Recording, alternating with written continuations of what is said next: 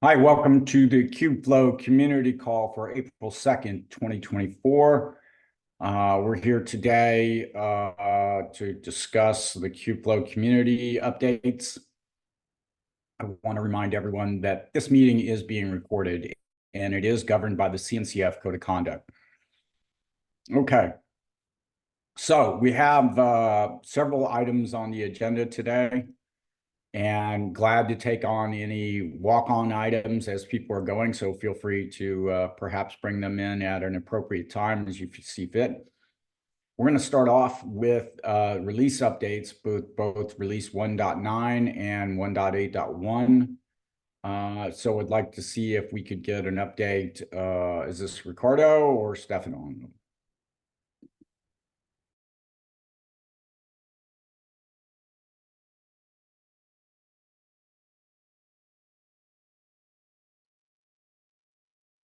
Either one.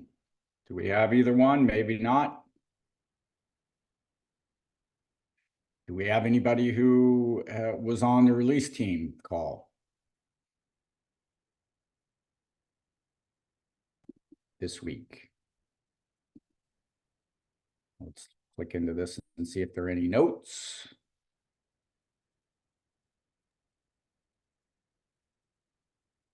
Hey Josh, sorry, I wasn't on the call. Are discussing the release? Yes, we would like to talk about the release if possible. Okay, sorry about that. So for 1.9 release, according to all the other working groups, things are on track. The only red flag we have so far is from the pipelines working group.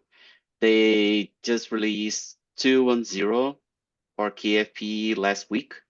But since then, we have a blocker in the KFP repo because this introduced a breaking change in that is failing all the tests for upcoming PRs. So we're waiting for Google to fix that or approving the proposed changes made by Julio. At this moment, all I have is his commitment to work on this during this week or at most this weekend. But for now, pipelines has a red flag, meaning that none of the features we propose for Kubeflow 9 that should cover pipelines is still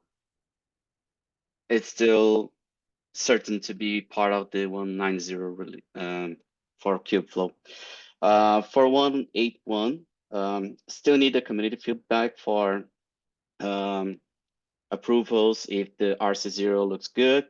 And for the notebooks, we believe that there's no other way to work with having any bug fixes for 1.1. So probably it will be postponed to Kubeflow 9 if possible. This is all I have so far. If anyone have any questions or comments.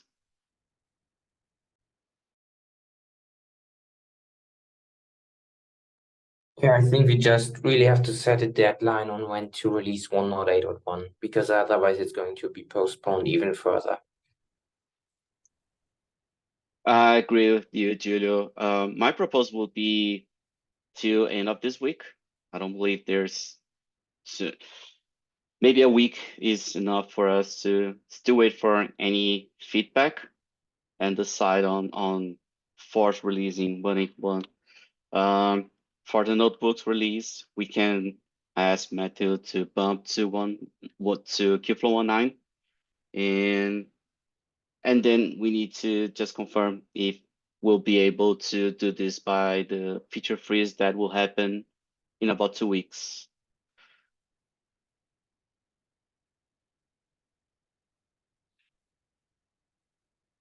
Right. That sounds like a good plan. I think that we should try to finish 1.8.1 before we get in 1.9 in feature freeze. So sooner we can finish 1.8.1, I think the better. Okay, yeah. I'll make sure to have 1.1 finished as soon as possible. And for the red flagging pipelines, I'll keep working on Tien and Julio, who proposed the fixes, to have them fixed as soon as possible, and you know, uh, keep going with the features we propose for pipelines under Kubeflow 1.9.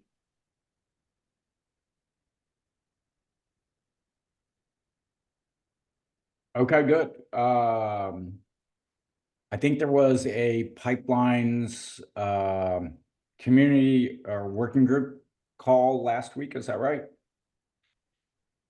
We had, but unfortunately, Chin wasn't could not attend the meeting, so we talked to James. We we d- we discussed about the problems, but unfortunately, it's up to Chin to figure out what would be the action items over this problem with the code. So yeah, Is there a still tracking waiting for issue? Chin.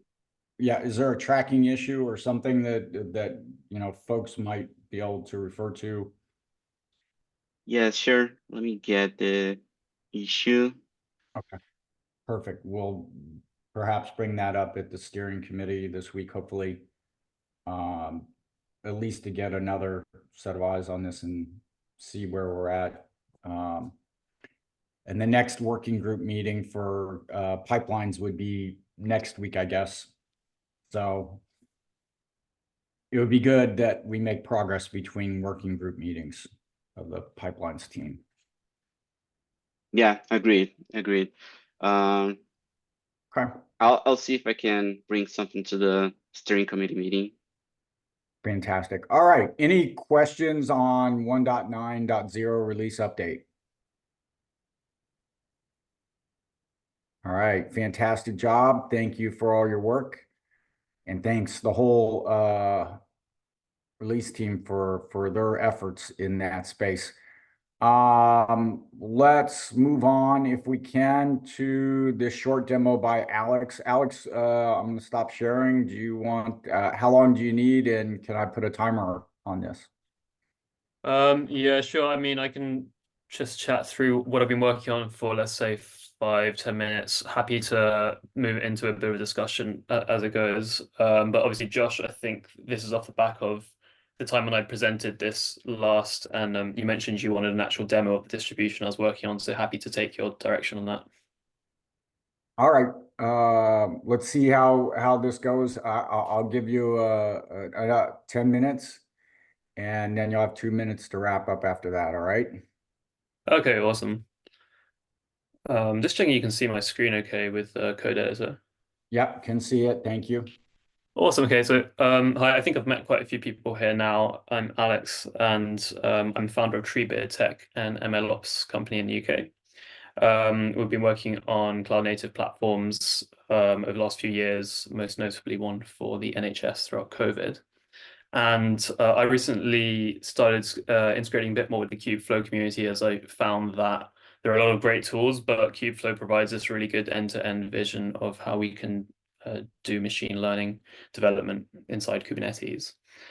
So I actually found it really hard to get started with Kubeflow, and I'm aware that most people are using the raw manifest still at this point, although there's some good distributions. But coming from a pretty Terraform and Helm-centric background, I thought that there's a bit of a gap in terms of how we can bootstrap a Kubeflow cluster. So that's what I've been working on. The project's on GitHub for those who haven't seen it so far. And I'll give you a quick demo of how it actually works. So to start off with, if you're coming to Kubeflow for the first time and you're interested in things like notebooks and Kubeflow pipelines, you might already know infrastructure as code tools. And if you use Terraform, we provide a one-click or one-line Terraform entry point for setting up Kubeflow. Likewise, if you are a bit more keen on Helm, we provide a slightly lower level way, bearing in mind that this is different to what Roman's doing with Helm charts as well. So I'm sure that'll come up a bit later. But under the hood, we help with day one operations through these two, infrastructure as code tools, and then day two operations with Argo. So as for the demo, I don't want to make you sit through a 5-minute deployment process, but what I've got in front of me here is code spaces. So even in really small environments with 2 CPUs, we've got a default setup that just sort of works out of the box. What we've got is actually a K3s cluster running inside a code space here. So it's running like Docker and Docker. And in order to set up Kubeflow, we just run Terraform inits and then Terraform apply inside the example directory. And the example directory just contains a little bit of boilerplate and then a single command here, and that sets up Kubeflow. And so once this actually runs and the containers all move into a running state, you'll have an Argo CD and a Kubeflow deployment here. So if we were to port forward in, you would find that Argo CD actually has a single Kubeflow app of apps, and then a ton of different applications that are necessary for running Kubeflow under the hood, ranging from Cert Manager and Istio and Dex, all the way to the various web apps. So if we were to then port forward into Kubeflow, we would be able to log in with the default credentials. And you can see here we've got like a minimal deployment just with notebooks and volumes. So we've really like simplified and lowered the bars getting initially set up, just clicking from GitHub into a code space if that's something available to you, and then running a single command. And so that's sort of day one operations, right? That like if you wanted to join this into a Terraform pipeline where you create like an EKS cluster, you can just tack this line to the end of it pretty much, and you can have Kubeflow. And then if you wanted to use more advanced techniques like GitOps for configuring your cluster, we've actually got more advanced examples in the repo. So there's a GitOps example here, and you can actually pass in like a repo containing config that will configure all of the various components inside your Kubeflow cluster. So they'll pass in values to the various Helm charts that we use here, like for Istio. And for the customized components, you can also pass in customize config.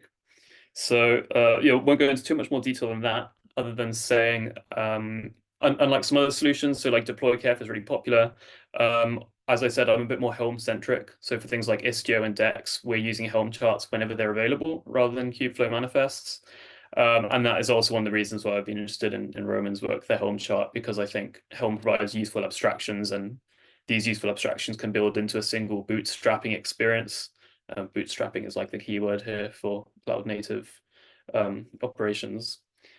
And so what's next with this? We're figuring out things like support processes. How do we ensure that people that come to this project have the right support they need for getting started and bug fixes? So that's one of the things I've been chatting with Josh and Andre about in terms of getting this listed as distribution. And apart from that, as Spark and Kubeflow are sort of affiliate, well, Spark is a part of Kubeflow now, and Kubeflow is kind of affiliated integration. Figuring out how can we let people bootstrap the Spark operator and Kubeflow, and even things like Volcano, which are necessary for scheduling and more advanced scheduling. And then every so often in Kubeflow, we have people asking about, in Slack, we have people asking about NVIDIA GPUs and AMD GPUs. These are also potentially things we can set up with Helm charts as a part of a unified bootstrapping experience. So loads of things that we can do in the roadmap here to simplify the adoption process for Kubeflow. And really keen for anyone's feedback and feature requests, etc. And if you're curious about this and want to try it out, as I said, it's quite easy to if you just go to the GitHub repo and get started from there. So yeah, thanks. Happy to take any questions that people have and anything about support as well. So cheers. I think we do already have Ray within the manifest/conf directory, so you might try that out first. Yeah, thanks, Jules. I actually have tried that out already, and I found that I got it working. I did find that getting it working with Istio was not the easiest, and potentially there's just a question of how do we standardize the integration with Ray. But yeah, really excited to see that there's been some collaboration there with the Kubeflow project. Yeah, feel free to create a PR if you want to update your version there, or add the Istio support as well. Yeah, yeah, we'll do it. So I think one of the open questions for me is how much I think we should be sourcing from sort of first party Helm charts, as in should we go to the Kubeflow project and use their Helm chart directly for installing their operator and other components, or should we be leaning more on the pre-integrated work done by the manifest team? Open for discussion on that.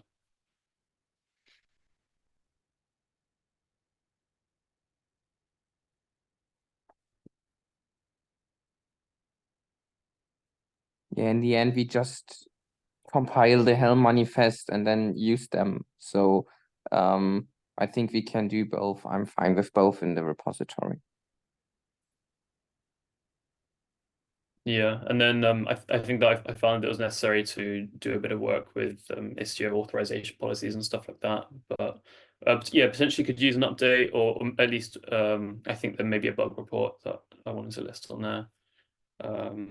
Things like Istio sidecars stopping Ray clusters from working.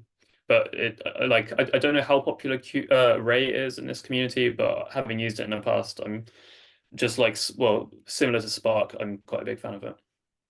Yeah, I don't know as well, but I think I started this with Anyscale 1 year ago, and I'm not sure how properly they fixed their head nodes to work with Istio, for example. So they just stopped contributing at some point in time. Yeah, for sure.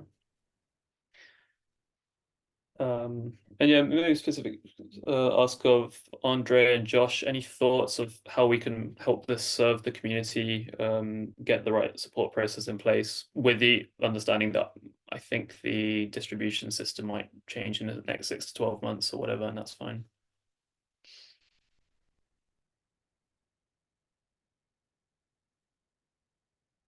Yeah, Josh, do you want to go first? No, go ahead.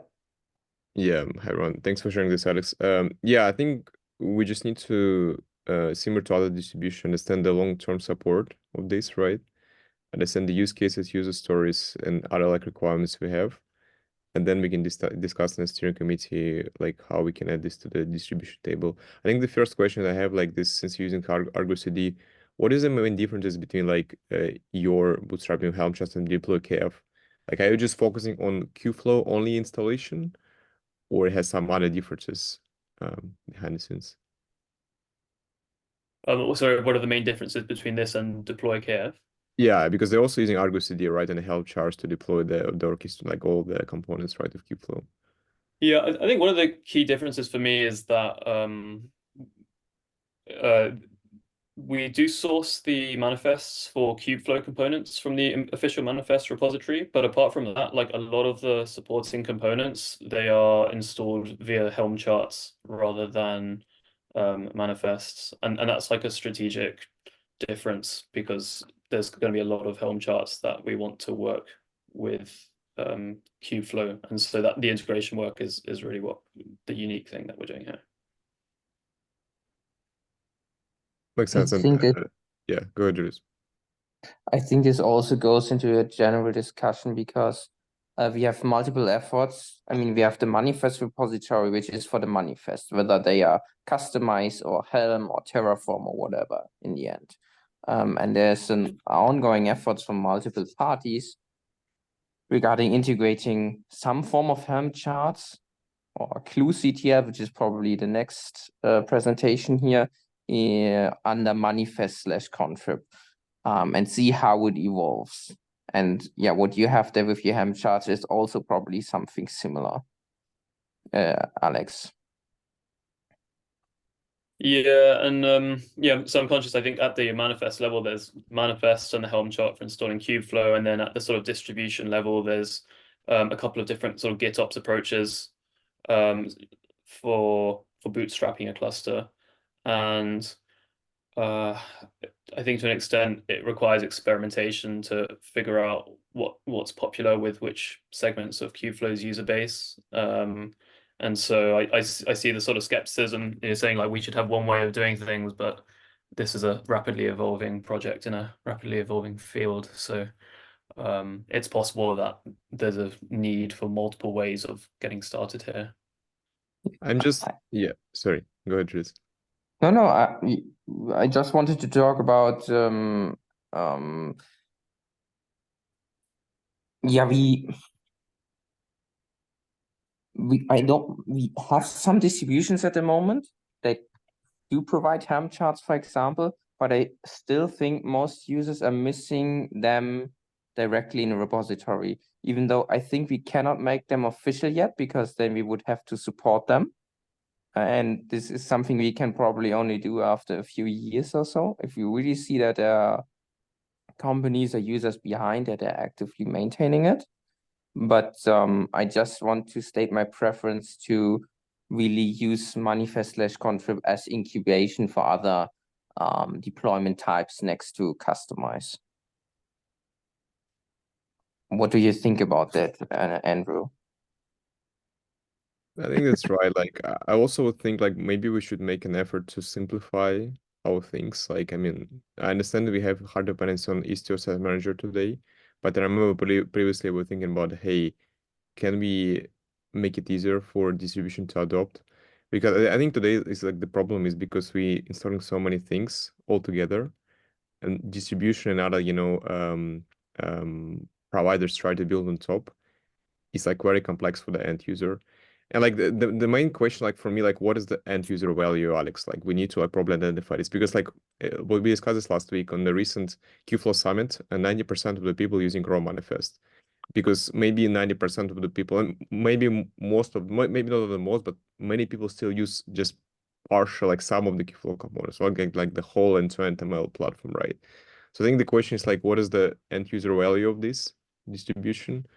Would be maybe the thing we should understand, and how we would even like simplify the dependency across the Kubeflow components and dependency on other projects like Istio, Self Manager, maybe get rid of some of the parts of Kubeflow, right? So I would love to see this effort from Manifest working group, other working groups, right? Because I remember previously we were discussing like, do we need KFM, right? Do we need other parts of Kubeflow control plane ecosystem, right?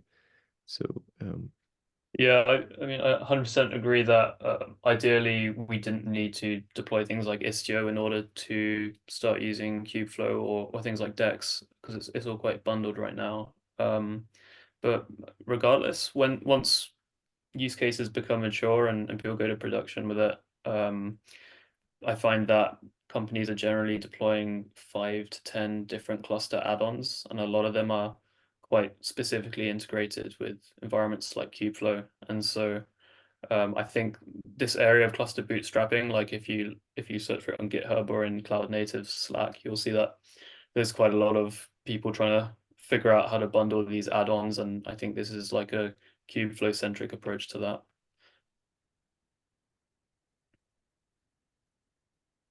So yeah, ideally we simplify the setup time that and the amount of investment people have to make in infrastructure engineering to get like a production use case there.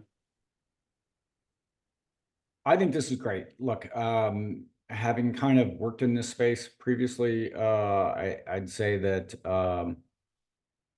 people are willing to take different technology approaches. They're really looking for the team to support them behind it. So as important as the technology options that we might provide as a community would be, how do these users then, able to contribute to that particular approach, and or who's helping them along the way, because it's very sophisticated, complex. There's a lot of different integration on any enterprise integration. So I think this is great. I think having it as a contrib and then considering how all these Helm options kind of play out. I don't mind having multiple, right? At this point, I think it's fine. Because I think people are going to look for support more than anything else. Anyway, Alex, thanks for doing that. Is there anything else you want to say? Can we wrap up? Is that okay? No, that's fine. Thanks so much for the feedback on that, and yeah, keen to stay in touch as we keep developing it. Yeah. And one person's opinion, so we can take it around and see how this all plays out. Now we have another, Roman, I think you were up next. Is that right? No, actually, the other Alex. Oh, the other Alex. Okay. Other Yeah. Alex. Sorry, Alex too. Sometimes confusing about so many Alexes. No, I'm sorry. There, go No, ahead. it's fine. It's fine. Yeah, I have a kind of comparable topic to the thing that was presented before. I like to present ClueCTL as an alternative way to deploy Kubeflow, maybe even seeing it as a distribution. Let me share the screen maybe. Okay. How much time do you think you're going to need? Depends. I think I will start with just talking about it, maybe 5 minutes, and maybe I need 5 minutes to do one deployment or something like that. All right. So I will actually put showcase it. a time on this. I'll give you 10 minutes, and then I'll give you a timer. Okay. Okay, sounds good. Okay. Can you see my screen? Yes. Oh. Can you also see the Zoom overlay, or is it just me? I think it's just me, right? Okay, so let's start. So maybe first, who am I? My name is Alexander Block. I'm the maintainer of ClueCTL, which is a general purpose deployment tool to kind of glue together, customize, and Helm deployments with the help of templating and configuration. If you want to know more, just go to the repository or to the documentation, and you will find all kinds of information. So what is my motivation? I was looking for perfect examples to use ClueCTL in more complex projects than typical Hello World projects. While looking around, I don't even remember how I found it, but I found the manifest repo of Kubeflow at some point in time and realized, wow, this may be one of the most complex open source customized based deployments I found so far. And it turned out to be the perfect example to build a ClueCTL based proof of concept and actually show how it's working and why ClueCTL is of any use. My hope is that this is something the Kubeflow community gets interested in and finds it useful, and maybe even starts to maintain a ClueCTL-based deployment or distribution, as I figured out, how it's called in the Kubeflow community. So I decided to build a POC, a POC. That's what I did the last few days, and I just created the merge request containing the POC. For now, I've put it under the manifest repository /contrib. There is the subdirectory ClueCTL, which contains the deployment, configuration, and a README. That's how it is for now, but that's all open up for discussion. If it maybe should be a separate distribution, if it should be part of contrib, whatever, that's for later. So what is ClueCTL? ClueCTL is a general purpose deployment tool for Kubernetes, but I'm only going to describe it in the context of Kubeflow or how it's going to be useful for Kubeflow. It glues together multiple customized deployments and optionally also Helm charts. I did not do this in the POC right now, but that's possible for the future. I'm going to explain that later. It allows to use configuration and templating to distribute the configuration to whatever place or manifest you actually need it for. Why it's useful for Kubeflow? So in the case of Kubeflow, it allows to enable and disable individual customized deployments. So first thing I've seen is I've seen the README of the manifest repo, and I've gone through the instructions how to use it, how to deploy stuff. And I realized there are some stuff where you have to actually decide, should I apply this part of customize? Should I apply this part?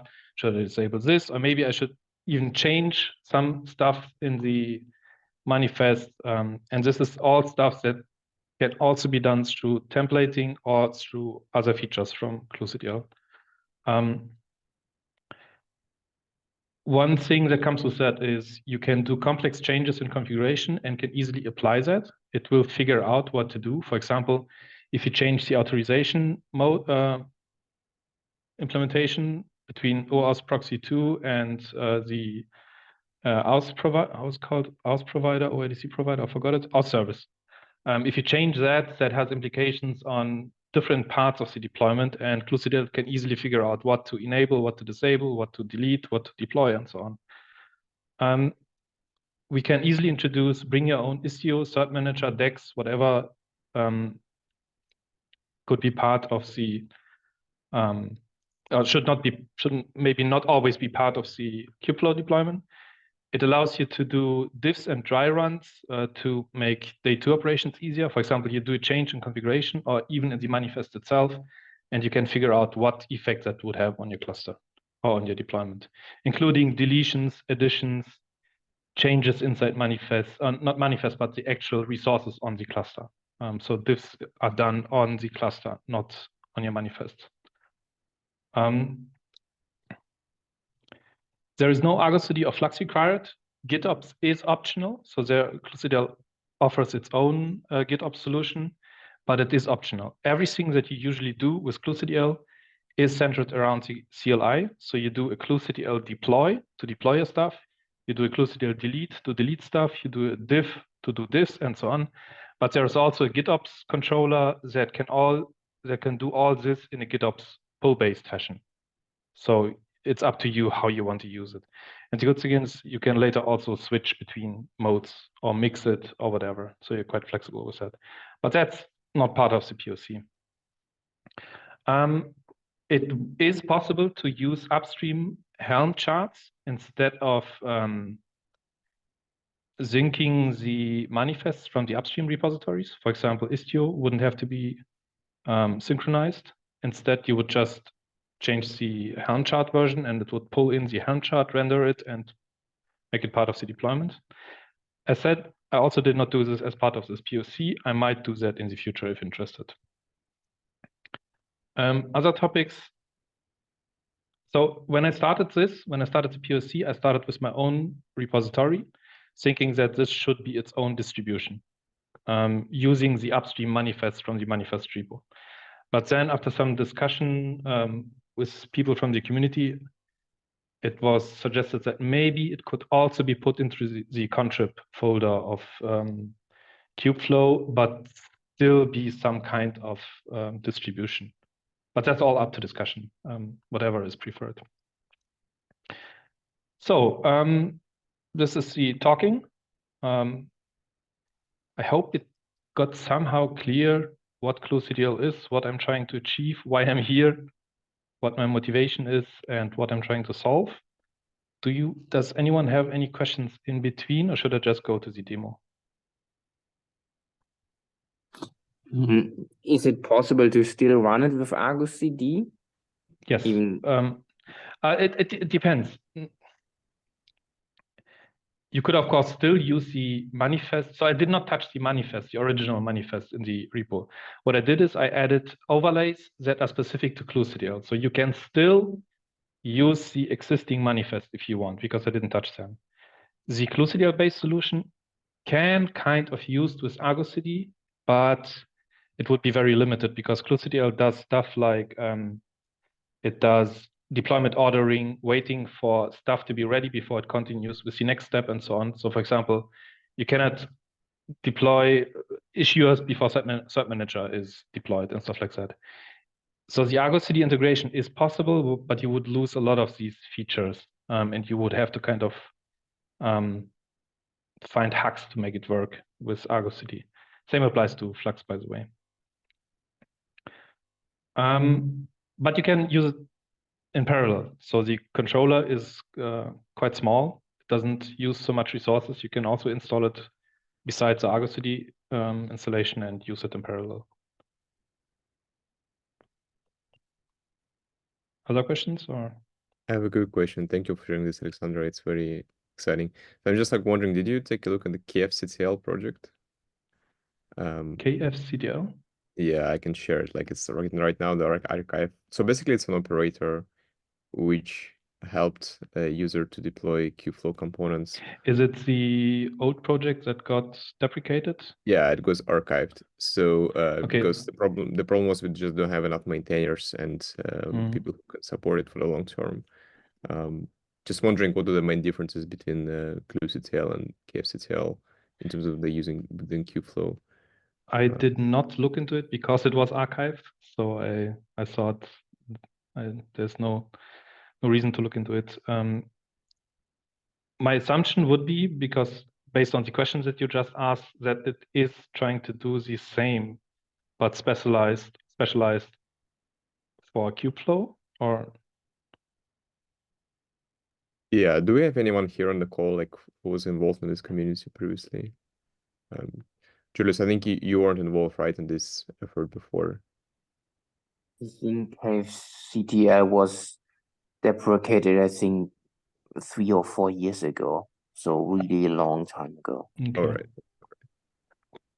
But I think what he has here, it's a general build system Exactly. more customized and Helm compared to KFCTL, which was just designed for Kubeflow. Yeah, I think you can compare it more to deploy KF. I looked into deploy KF a lot, and you can basically think of this. So you can think of cluectl as a generalized deploy KF, at least a little bit. It adds a lot of other features for other use cases as well, having diffs and dry runs and everything like that.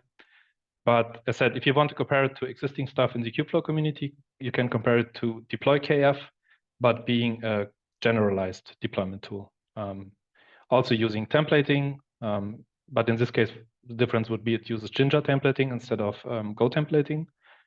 That one thing that's very important for me to note is, on top of templating, it also adds a project structure.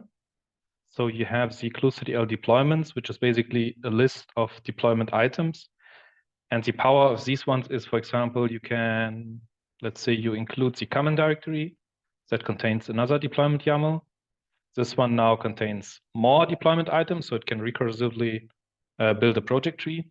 And at every point, you can disable and enable stuff conditionally. So you can disable whole trees of your deployment.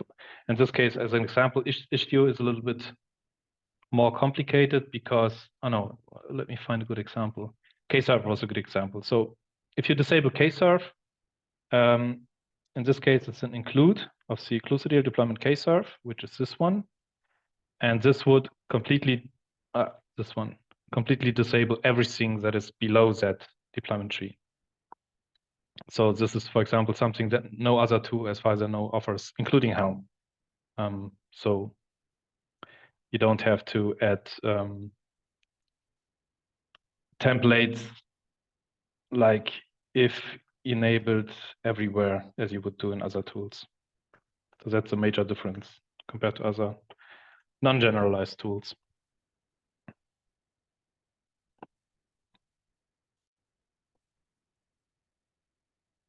Maybe you can show, so about the configuration. So what I do here is I'm including multiple configuration files. It's completely arbitrary. You can include whatever file you want from whatever place in your project repository. In this case, I'm including multiple configuration files for different topics. For example, applications, which ones to enable. By default, just the central dashboard is enabled. Then the authentication configuration, auth service is disabled by default, auth proxy is enabled.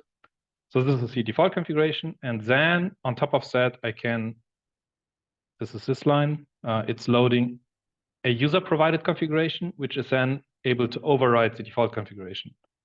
For example, we can pass this sample config, which then says we actually want to have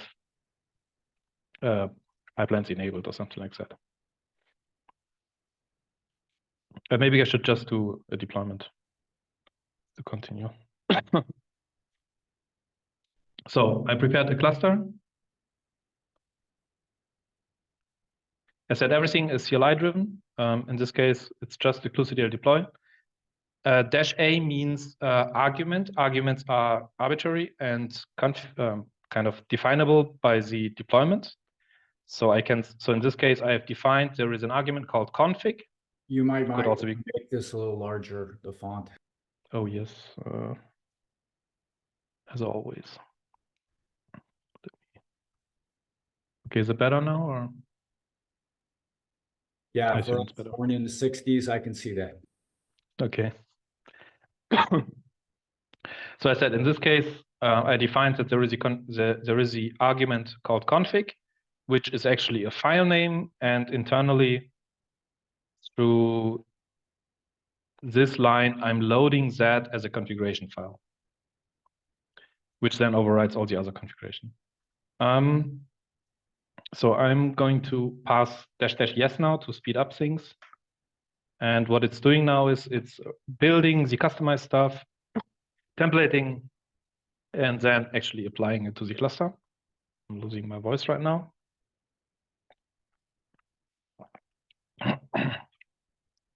As said, what it also does is it waits when that is required to show how it's working. For example, we have in common, where is common?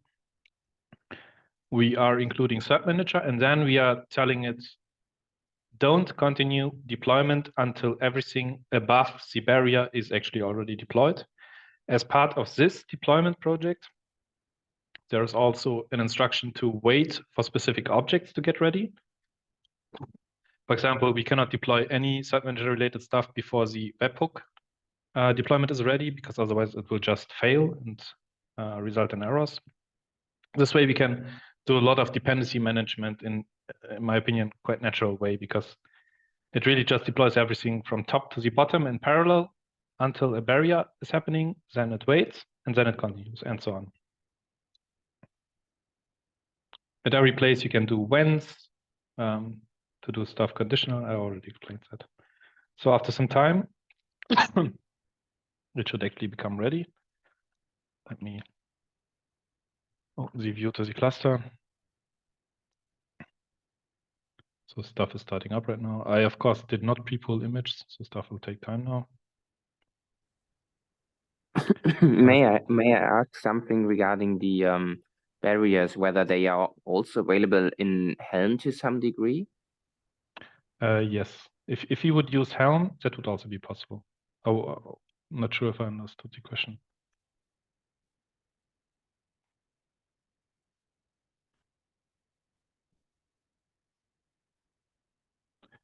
Okay, and there it goes. Now the deployment is, I think, mostly ready. Not sure if I answered your question, to be honest. Yes, you did. I'm just asking because there's also Christoph Romanowski. He's interested in providing the Helm charts or some basic incubation of Helm charts. And I will also be looking at some kind form of barriers within that Helm templates. Okay, so generally, when it comes to Helm support, I said I did not integrate that in the POC right now. clustdl fully supports hooks. So if the Helm chart is using hooks to orchestrate some kind of waiting, this will work. This will work out of the box.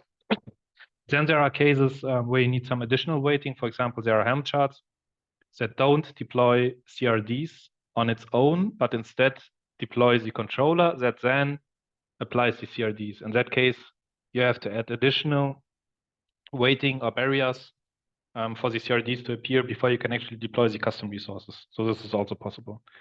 So usually you are able to fully orchestrate the deployment in a way that one single invocation of deploy leads to a working installation. It requires some work, of course, because sometimes some unexpected stuff happens. This was a good example. Some controllers in the past, the Helm charts were delivering the CRDs, but then they changed their release process and their packaging process for the CRDs, and then it doesn't work anymore. And so you have to add barriers and waits and so on. But the good thing is that I think in this case, even the diffs would reveal these issues. Wait a moment. Okay, so deployment is finished now. All the waiting was successful. It now shows a list of all the objects that got deployed. Nothing special here, I think. What you can do now is we could go into the configuration and, for example, say we are not happy with the authentication implementation. Instead, let's use house service for whatever reason. And maybe let's add a user.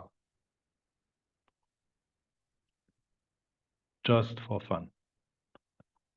What we can do now is we can do a deploy. I'm not using -- yes now, because deploy is always working in the same fashion. It first does a dry run, and it asks you then, are you fine with the changes that are going to happen? If yes, you say yes, and then it will actually apply them. It's a little bit like Terraform, but for Kubernetes manifests. Very important, what you see here is not a diff of the local manifests or between different versions of the local manifests. This is the result of a dry run apply. That means what you see here is really what's going to happen, considering all the mutating webhooks, all the validating webhooks, just everything. So if it's what's been shown here is going to be on your cluster. I see there is a hand raised by Alex. Yeah, hey Alex, thanks for sharing this. Hey. So I think if I understand correctly, the pull request you raised to manifest is like the is the Kubeflow specific part, and then the cluectl as a whole is kind of like an alternative to Argo or Flux. Is that right? It depends on how you view it. So very important, cluectl is not necessarily GitOps. It supports GitOps, but it is not necessarily GitOps. So you can completely work in a push-based way from your local machine doing cluectl deploy, or from a CI/CD pipeline, whatever you want. You can also see it as an alternative to Flux and Argo CD and use the pull-based approach, which requires a controller on the cluster. It requires you to deploy special cluectl deployment custom resources, which then refer to the Git repository and do like what you already know from Flux and Argo CD. I see, yeah. Yeah, so yeah, I guess to me, so it wouldn't be like a direct alternative in some cases, but to me it just seemed like an alternative. And I think you kind of answered my follow-up question, which is like, what's the benefit of this versus Argo? And I've had a bit of frustration with Argo that you can only have the pull method of pulling from Git, and Yes. you also allow pushing, injecting config from the environment. So thanks for clarifying that. For me, that's one of the kind of philosophies of the project. It's CLI first. So I will never, ever introduce something that is not possible through the CLI. At the same time, the way GitOps is implemented is a fully 100% compatible alternative to the CLI. That means everything that you can pass via the CLI, all the arguments are all available through the custom resource, for example. You can even mix both modes. For example, you can have the GitOps mode on your cluster in the pull fashion, but then if you want to try out things on your prod cluster or whatever, you can also, instead of doing the deploy, just run a diff. So you let the controller do the actual work, the actual deployment, but to figure out if your change is actually going to work, you can use a diff against the same cluster and you will see what's going to happen. I said the deploy is always doing a diff first and then the deploy, but as said, you can also just do this. It shows an error now. It says a namespace is not found. Yeah, that's what I meant. Sometimes you have to figure out, is there something I need to wait in addition? In this case, the namespace for the new user is not available before deploying the profile because the profile controller, and so I think you know it better than me actually. But if I would deploy that, it would actually succeed because while deploying it, it would wait for the profile and so on. But regarding the diff, as you can see, the changes required in Istio, for example, you can see them here. Stuff got removed that was required for the OAuth proxy stuff before. Logout URL, oh no, what is this? This is the callback. Okay, the callback URL has changed, obviously. Some stuff that was required for OAuth proxy is not needed anymore. I think, Roman, you are here as well. I think you provided the OAuth proxy implementation, right? Correct. So you probably know these parts that you see here right now. Some hashes, logout URL, and very important, a lot of orphan objects. For example, OAuth proxy obviously is not required anymore. Orphan means it is found in the local deployment, but not found on the cluster anymore. cluectl is able to check everything that it has deployed in the past. And if it sees there is something that is not part of the deployment anymore, it is considered orphan. And if I then say, I actually want to prune it, there's also a dedicated prune command to just do the pruning, but I can also mix deployment with pruning. Then it will actually vanish from the cluster. So let's do the deploy, the diff, and then I will actually press yes, finally. And let's go. On the cluster, we should see that stuff is being created now. So the house service is being created. Issue has to be restarted because the config map has changed. The config map hash and so on causes a restart of the issue daemon. OS proxy just vanished, as you can see. Central dashboard has to be restarted. I don't know why. Some URL has maybe changed. But as you can see, it figures it all on its own. All right, this is And really cool. We probably need to have a couple other topics. We can come back to this on another day. But can we perhaps wrap up so we can get at least one more topic in before the end of the call? Sure. Thanks for listening. Thanks for watching. I think this is great. This has got like some really fantastic features. I think we're all trying to consume it right now. So Alex, thanks for bringing this to our attention and for doing that POC. It's quite impressive. Cool, thanks. I think I will join the manifest meeting that is happening in 2 days. Maybe after that, until that point in time, people have reviewed the merge request, and then we can maybe continue the discussion if you're interested. I think that's a perfect place to go, and we need to keep kind of highlighting the progress that you're making. So just to keep going so we can get another item in here. Alex, thanks again. Roman, I think you were on the agenda, right? Yes, thank you very much. So a couple of updates on this Helm chart. So in Roche, we made some additional alignments and spread out the work around Helm charts, and the progress is looking pretty nicely. The current plan is, as said last time, is to have it within a month. So hopefully at the end of April, it should be available. The current plan is to still host it on the same GitHub repository as now. So this currently would be my private repository.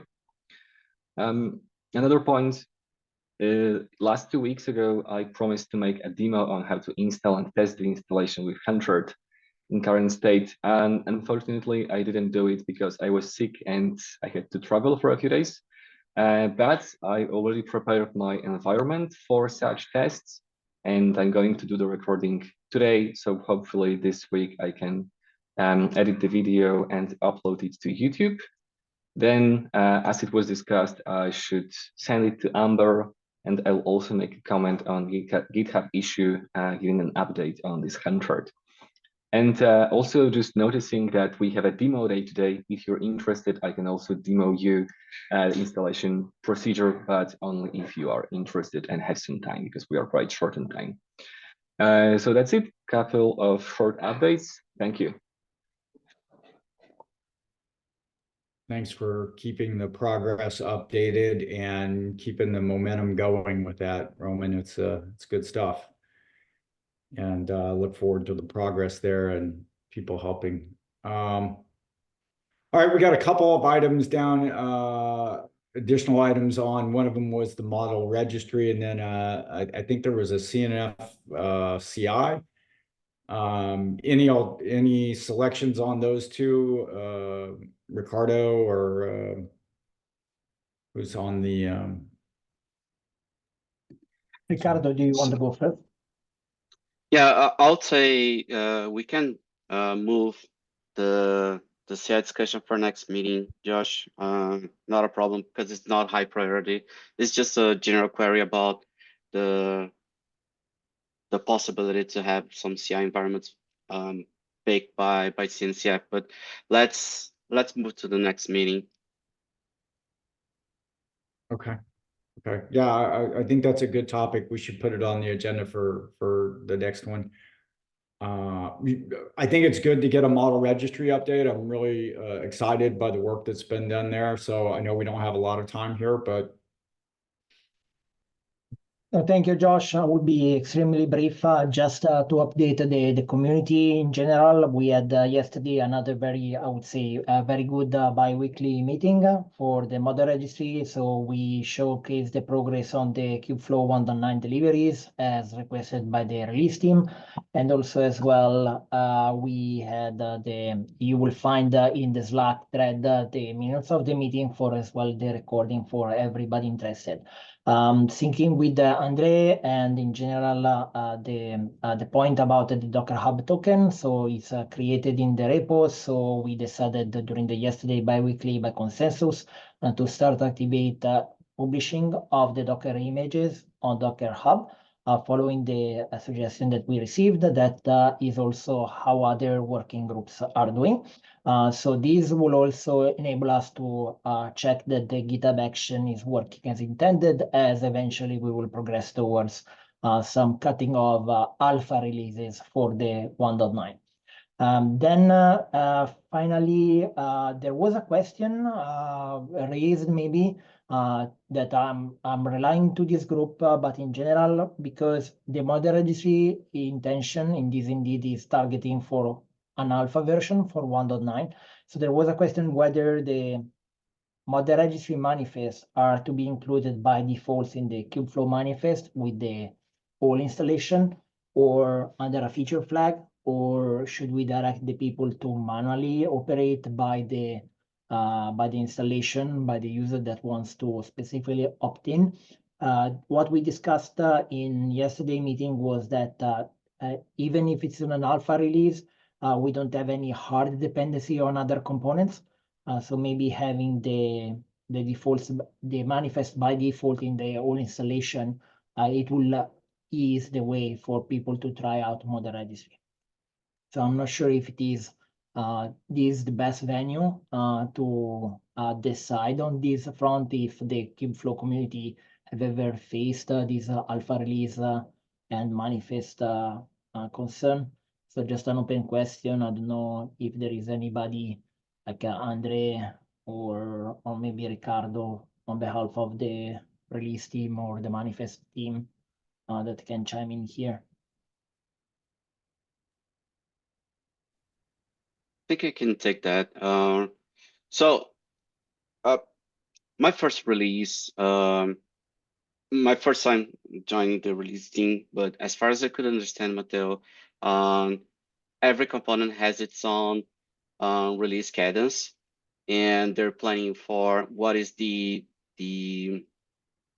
component version that will be part of the official Kubeflow package. So don't make this block you to like have another couple releases until we have a fully working component. So like we said, we are committed to an alpha release for people to send us some feedbacks on if we're on track on what they are expecting for a model registry component.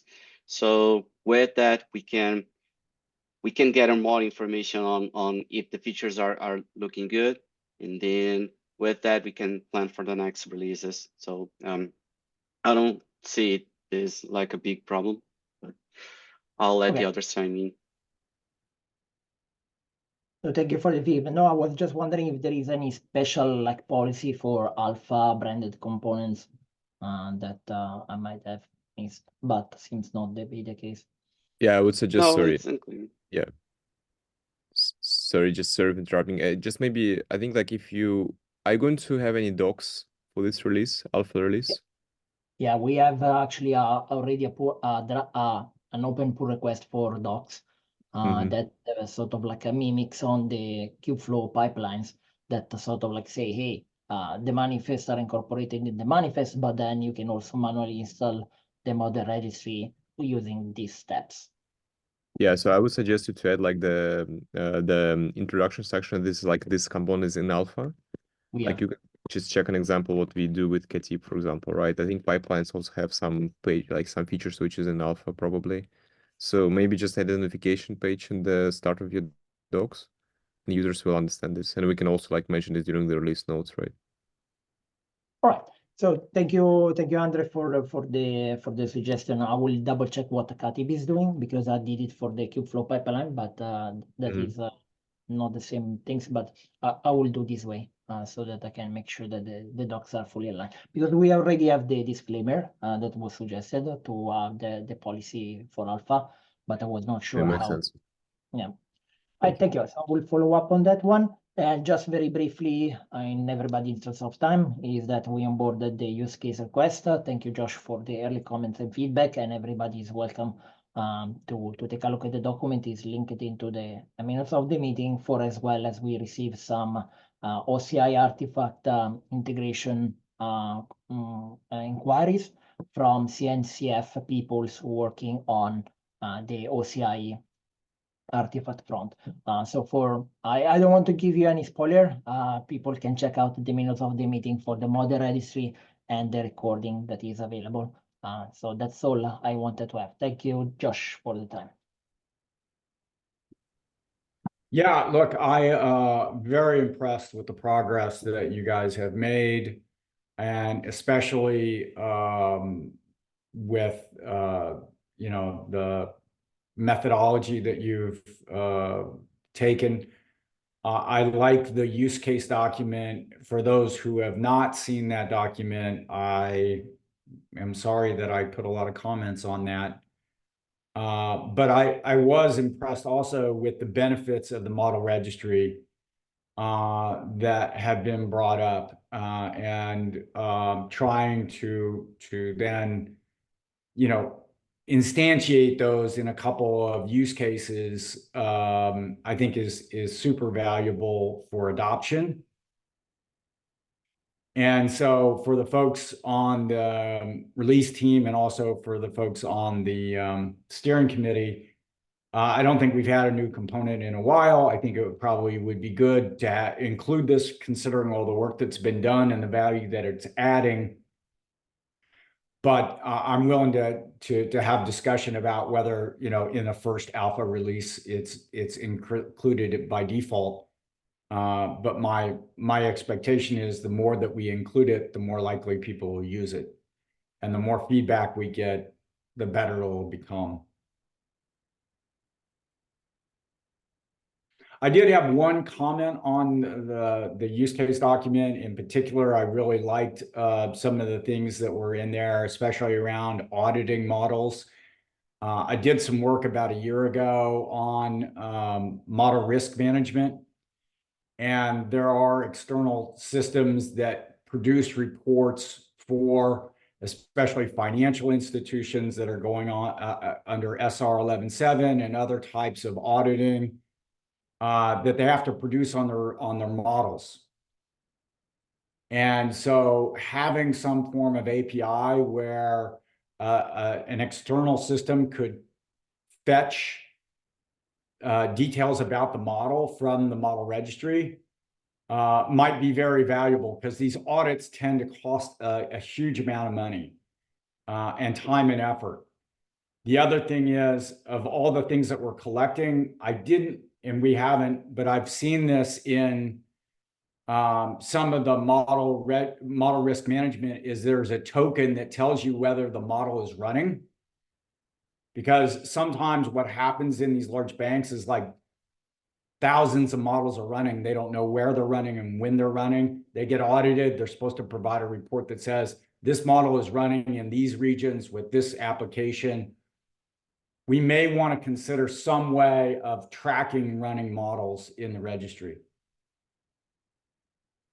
I don't know if that would be too much of a feature request or out of scope. No, yeah, that is in scope, Josh. I mean, from the very beginning, we designed we envisioned the model registry to provide you that, sort of single pane of glass experience, right? Where you can see it, see the entire life cycle from inception, from training all the way to deployment and productions. And because we have this generic metadata schema, we can model things like environments, deployment environments and stuff. We have that in the current API. Actually, we have serving environments modeled in the API, And serving environments could, represent, like production, staging, and so on, where the model has been deployed. Yeah, I mean, I've even seen Yeah. this go as far as like, how many times is this model run, or where is this model running? And because So sometimes models exactly. are used inappropriately in different regions for different purposes and stuff like that. So, this is great work. I'm supportive of getting this into 1.9 and when it's if it's ready and including in the manifest, but I'm willing to have the community kind of chime in and really, hash it out. But I think for the amount of work that you guys have done and the value that it adds, I think it makes sense to try to get it in there, especially if it's not non-blocking to the other applications or workflows, which is what I understand it to be. All right, we've gone a little bit after. Thanks for the model registry team. Thanks for everyone else. Is there any like hot topic or something that we've missed that we need to discuss before we close out today? Just quickly, Josh, like since Ramesh is here, do you want to give any updates for the GSOC, or we can do it next time, Ramesh? Oh, no, yeah, let me do that. I would need a couple minutes for that. The only request I have right now is for the mentors. Last I've seen is there are 46 proposals out there that are submitted. So please go log into the GSOC console and look at the proposals. There is two distinct actions you should be doing right now is click on the proposal for the project that you submitted on the GSOC page, saying that I want to be mentor that. That's step one. The second one is, start reviewing. I think today is the last day or on 4th. There are two conflicting dates I saw, but anyways, we are coming to the end of it. So start reviewing the proposals. The idea is to pick a proposal or rank your proposals. So project 1 got 10 proposals. I want to see the ranking 1 to 10 from that. Same with 2, 3, 4, 5. Then we will also rank the importance of the projects. Project 1 to 10. I mean, we have not, let's say we only get 5 of them, which projects we want to assign, right? So that way, we can cross matrix and figure out, which student goes where. So yeah, please start looking at the proposals and either leave comments on it or, rejecting them to reduce it. But, we need to get to the ranking of it in next couple of weeks. So if you can take a look at those, appreciate that. That's all. Thank you.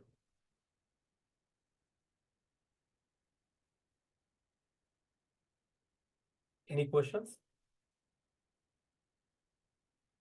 This is fantastic. My biggest hope is that we get a lot of contributors even beyond the ones that are that get selected, and that we're able to keep people motivated and they feel like they're getting something more out of it than what they're putting in. And I think most people are here because of that, but we need to make sure that we give them a good path to understand that. And There so are 244 people last I saw are on the Slack channel. There may be a little bit more this morning, but this is I would say, a tremendous response from the GSOC. Yeah, a tremendous response. And I'm just wondering, is there anything, does Google have a heads up already? Do they have this visibility, or is anybody pinging them to let them know the avalanche? I probably will send them a private email, but they don't really give any avenues to do that. I'll see if I can. I mean, what a success story. Right. I gotta believe this is one of the, anyway. Right. But yeah, I know we've been looking for more people. So as we have their interest, the community, the students are looking at GSOC program and looking at the interest. Yeah, please engage them and see if they can contribute in other areas other than the projects itself. I think that would be a really great thing to do. There is one another program called Google Season of Documents that's supposed to bring together technical writers together. I wanted to see if there is any interest from our community in pursuing that. I know we are already stretched thin with the mentors and stuff, so I don't want to put too much burden, but if there is any interest, let me know. The application is actually due today, so if there is any interest, if you guys raise hands up, I'll go submit it, but yeah. Yeah, and another shout out to the community is if people are working for corporate and they have internships, if there's leftover, good proposals that Google couldn't take, I mean, let's see if there's anybody, other corporations that have internships that might be able to sponsor some of these projects or partially, especially if it's in their self-interest, right? To get some of these projects done. Absolutely. Yeah, so just to add on this, I think Ramesh, I understand there is so much things going on. But I mean, if the effort is minimal for us to just set the application, I think we should do it because there's so many things we need to do on the documentation side. And if Google can staff some of the technical writers for us and even the students who will help us to improve, that would be amazing. I think the question is how much effort it will require from us and how we should staff it, right? Unfortunately, Andre, this is the very first time I'm hearing about it. Okay. So I do not know how much of the mentoring side of it we need to do. I also never, other than community documentation, I never heard this kind of an effort. So I am not really able to give the answer to your question. I'm thinking, there's a little bit more. Obviously, right, as community leads or component leads, the leads have leads, and whoever is contributing to it have a lot more information or intimate information about the components, what they want to document. How the technical writers are they just taking the community docs and making it more polished and more structured, or are they coming up with the content itself? If they are coming up with the content, without the help of the component lead, how are they doing it, right? You can mentor it, but if you are not even providing a draft, how would they even? So there's a question in my mind how successful these guys are. So I would sorry. I mean, I would suggest we just try to send an application if it's minimum effort for us. And moving forward, we can see what is the actual outcome of all of this, right? Yeah, I can see the message from Sanipan that actually that only professional technical writers will participate, which will be a huge win for us. Yeah, but I just think we need some technical writers in the community to be engaged. Because previously, several years ago, Google was staffing some technical writers for us, and it significantly helped the Kubeflow docs before. But just right now, since we just don't have enough people working on this, we need to find more active, folks in the community. I'll see if I can submit the application today because today is the application deadline. But we probably do need to put in a little page like what we did for the GSOC. Okay, makes sense. As a couple of, maybe 2 or 3 different maybe website cleanup and a couple other documentation projects together. I would think in a similar way, and we can take it from there. Yeah, thank you so much, Ramesh, for your time. Yep. Appreciate it. Yeah, good stuff. Good stuff. All right, I'm going to close out the meeting today. Thanks for everybody's time. This is really fantastic, and boy, what a lot of different directions going on here. A lot of different efforts. So good momentum. All right, thanks everybody. Thanks. Have a great evening or day. Bye. Thank you. Thank Bye-bye. you. Bye. Bye.